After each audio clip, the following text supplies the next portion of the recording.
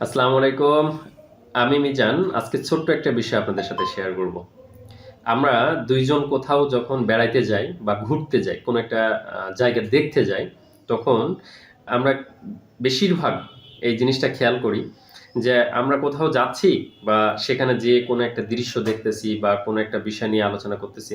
হঠাৎ করে পাশে থাকা মানুষটা ফোনে চ্যাট করতেছে কারো সাথে বা গার্লফ্রেন্ডে ফোন দিছে বা সে একটা গেম খেলার জন্য তার মন চাচ্ছে।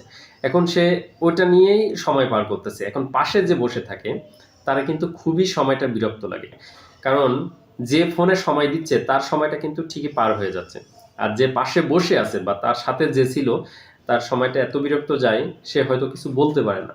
যে আসলে বয়স যদি বেশি হয় বা সিনিয়র হয় তাহলে বলতে গেলে সে হয়তো মাইন্ড করবে বা রাগ করবে। কিন্তু আসলে তারও এটা চিন্তা করতে হয়। যদি ইমার্জেন্সি কোনো প্রয়োজন না হয় তাহলে ফোনের এই বিষয়টা আমরা বেশি খেয়াল করি। যে ইমার্জেন্সি কোনো বিষয় না হলে আমাদের আসলে এইটাতে টাইম পাস না করে আমরা যেখানে যে উদ্দেশ্যে বেড়াইতে যাওয়া উদ্দেশ্য হোক বা কোথাও দেখতে যাওয়া উদ্দেশ্য হোক, আমরা সেই সময়টা ২ জনে মিলিয়ে আলাপ আলোচনা করি বা কথা বলি।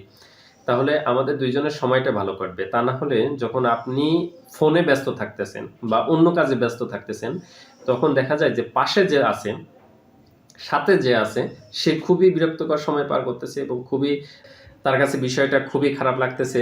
কারণ আপনি আপনার সময়টা মোবাইলের ভিতর দিয়ে সেটা চ্যাটে হোক অথবা গেমে খেলায় হোক অথবা ফোনে হোক, আপনার সময়টা ঠিকই পার হচ্ছে কিন্তু তার সময়টা বিরক্ত লাগতেছে। যদি এরকম সিচুয়েশন হয় তাহলে কিন্তু আসলে নিজের কাছে খুবই খারাপ লাগে যে আসলে আমি কার সাথে আসলাম বা কি করতে আসলাম।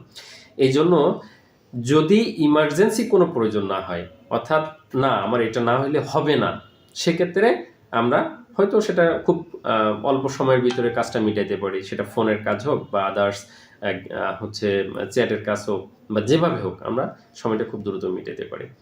আমরা আমাদের এই বিষয়টা আশা করি সবারই এইটা কমন বিষয় বা লাইফে একবার হইলেও হইছে। কারো সাথে বেড়াইতে গেছেন, সে আসলে হয়তো মোবাইলে ব্যস্ত আছে, আপনার মতো আপনি বোকা।